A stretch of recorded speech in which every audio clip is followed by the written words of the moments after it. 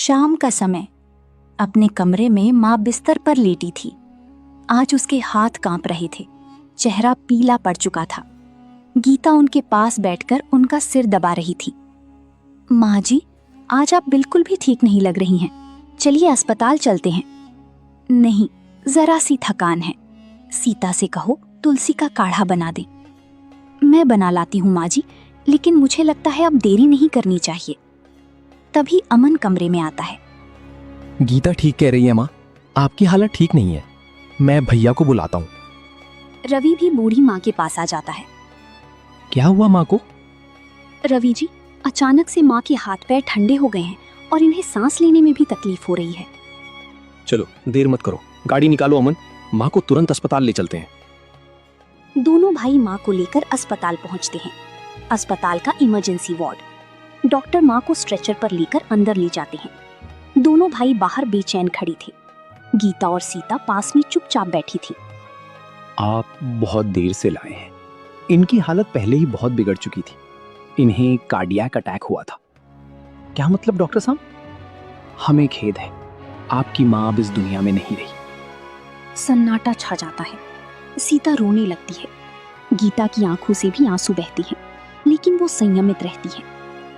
माँ ऐसे कैसे चली गई? मैं तो उन्हें अपनी बेटे की स्कूल एडमिशन के लिए अपने साथ शहर ले जाने वाला था। माँ को कभी खुद की चिंता ही नहीं थी। वो हमेशा किसी और की चिंता में ही लगी रहती।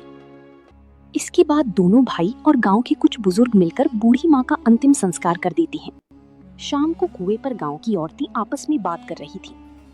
अरे तूने देखा, गीता तो उनके लिए सब कुछ करती थी, फिर भी बूढ़ी माँ ने सीता को सिर पर चढ़ा रखा था।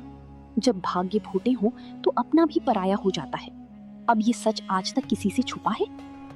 घर पर अमन और गीता आपस में बातें कर रही थी। गीता, तुमने माँ को आखिरी समय तक नहीं छोड़ा।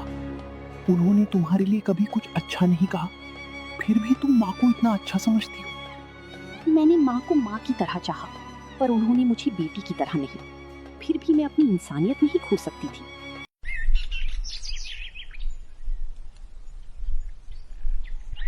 एक महीने बाद आंगन में दोनों भाई बैठकर माँ की जमीन जायदाद के कागज ढूंढ रहे थे। तभी एक पुरानी लोहे की पेटी से माँ की संपत्ति से जुड़े दस्तावेज निकाले गए। गीता और सीता थोड़ी दूरी पर बैठी सुन रही थीं। देखो अमन, कुल मिलाकर 5 बीघा जमीन है और पुराना घर। अब इसे हमें आपस में बांटना है। हाँ भैया, आधा आधा बांट देते हैं, यही ठीक होगा। नहीं, ऐसा नहीं चलेगा।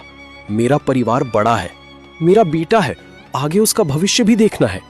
तो क्या भैया, मैं तुम्हारा छोटा भाई हूं, मेरा भी परिवार है और मैं भी इस जमीन का बराबर का हिस्सेदार हूं।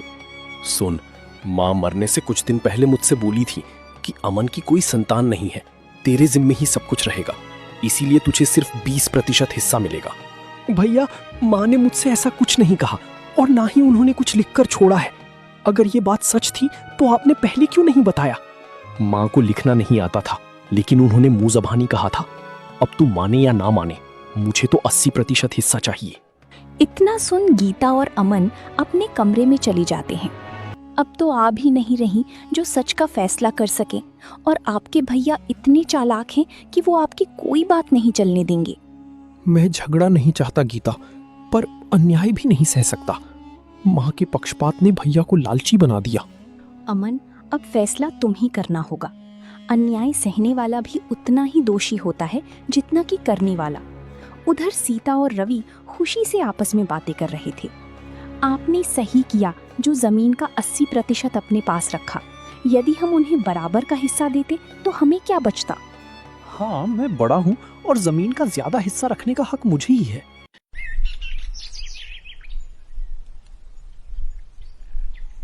सुबह का समय। अमन और गीता अपने 20% हिस्से की छोटी सी जमीन पर खड़े थे। दोनों के हाथों में पीठ की थैली थी। सामने की ओर रवि का बड़ा खेत फैला हुआ था।